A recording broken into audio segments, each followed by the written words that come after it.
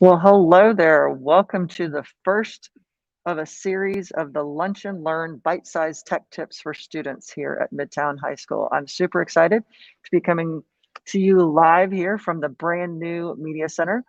We're going to be doing these Lunch and Learn series throughout the school year. And so this is our first one. So thank you so much for those that are here, and got some folks that have come down to the Media Center, and those of you that are tuning in live via YouTube. So let's jump in here. My name is Jennifer Hall, and I'm going to be offering these series. And today's focus today is on OneNote tips and tricks. So I'm super excited. This is the first of two today. So if you're tuning in now, great. If you're watching from the future, appreciate you checking it out. If you're wondering who I am, my name is Jennifer Hall, and I am your educational technology specialist. I work with teachers here on technology training and support students on projects as well. So I was super excited to offer this series.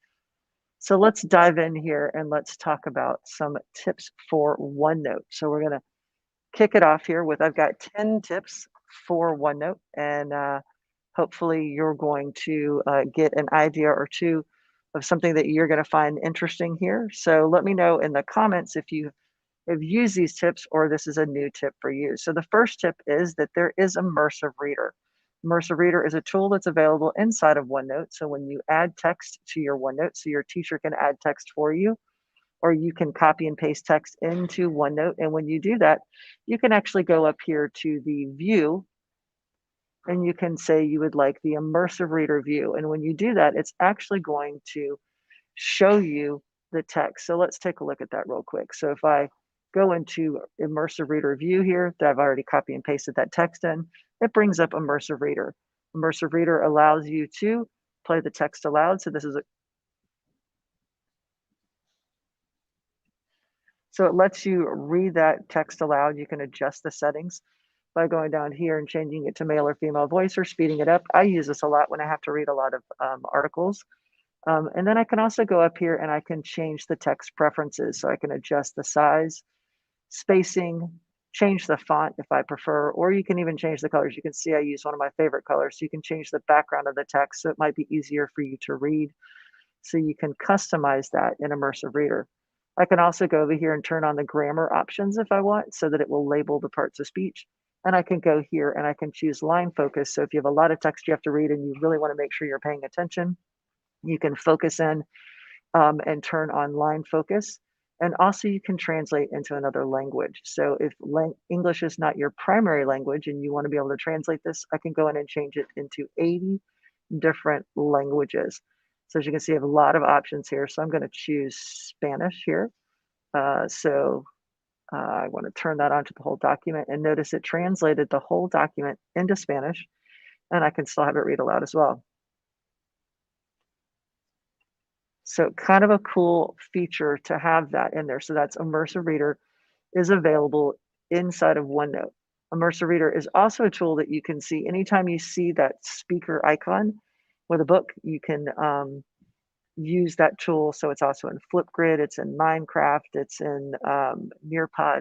So that is Immersive Reader. So that's tip number one. If you're not using that, definitely check that out.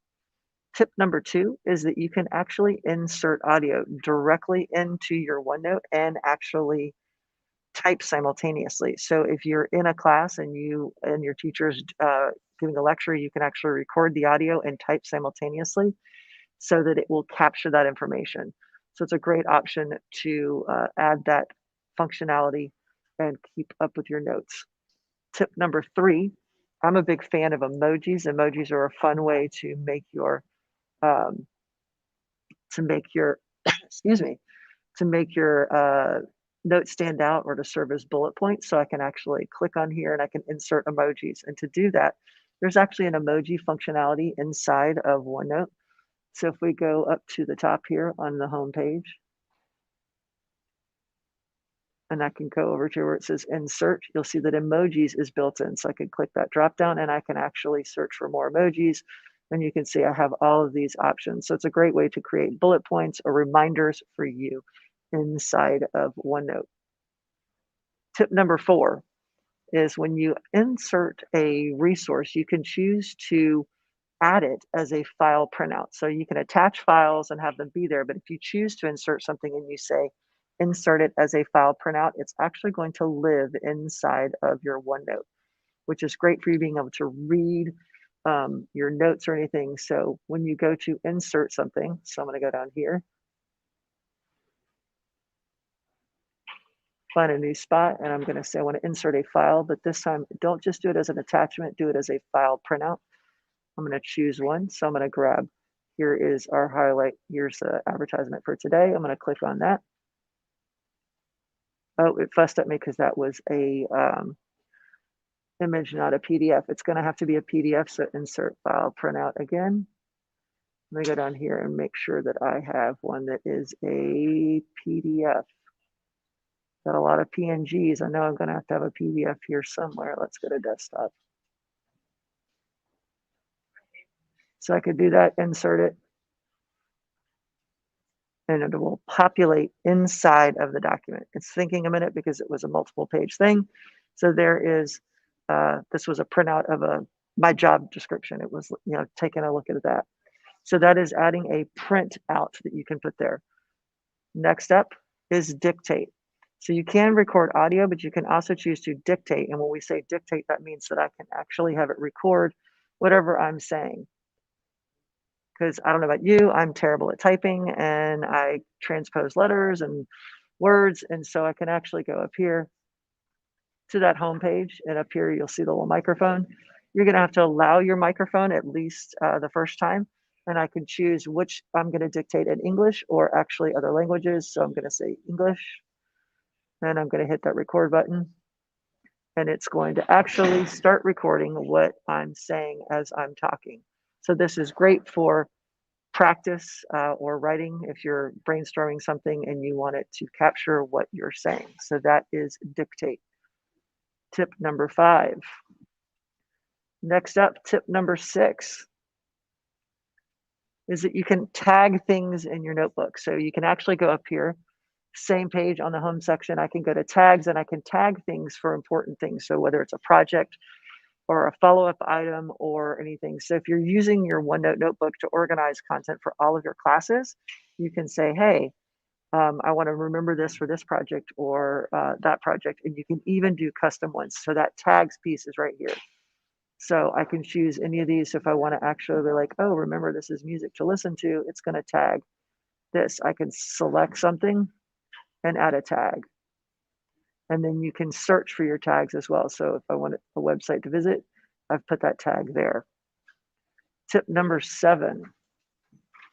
I wish I'd had this when I was in school. I'm a former language arts teacher. This is pretty cool because this helps you solve math problems. So for my folks that are in math class that are like, oh, I need a little bit of help, you actually can write in a problem. For example, I have this one right here, and I'm going to write it in again so you can see this live. So I'm going to say draw, because you have your touch devices now, which is great. So I'm going to just pick a color here, and I'm going to write 5. This is terrible. Undo that. There we go. I'm going to try this again. So if I got 5x squared, there we go. Remember, former ELA teacher, not a, oops. Yep, that's right. That's a plus. That's what we get for doing this live. You get to see the fun. So we're going to write it again. So if you're using your touch device, super easy to do that. All right, 3x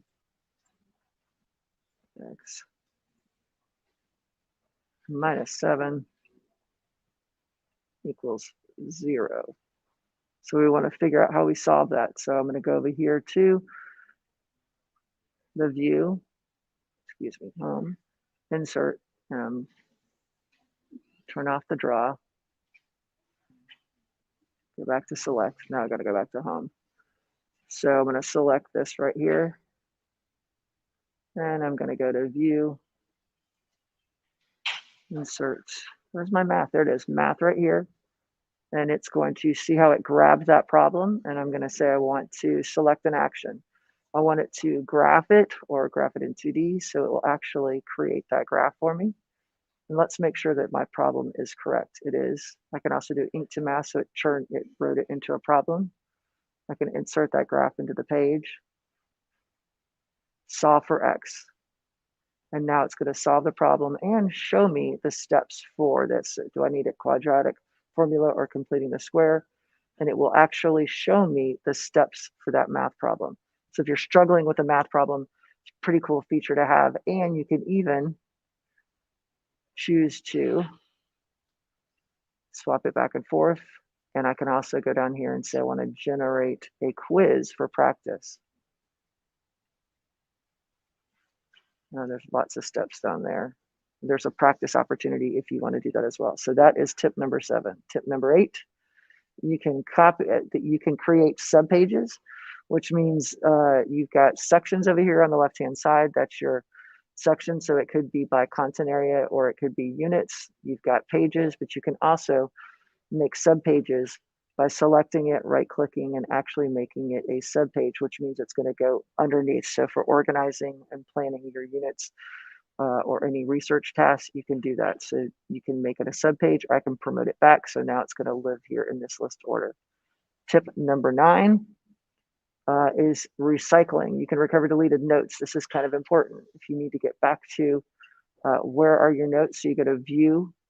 Under view, you're going to see up here where it has your deleted notes, and you can recover them, which means if I don't have anything deleted from this, but any deleted pages you inadvertently deleted, you can pull those back in to your notebook, which kind of comes in handy because you might inadvertently have deleted something. And tip number 10 is that you can color code your sections. This is probably one of my favorites, is because you might, for following up on something, so if you right click over here, you can actually select a color. You got a couple of options for color coding for things to stand out. For me, I used to use different colors for my classes.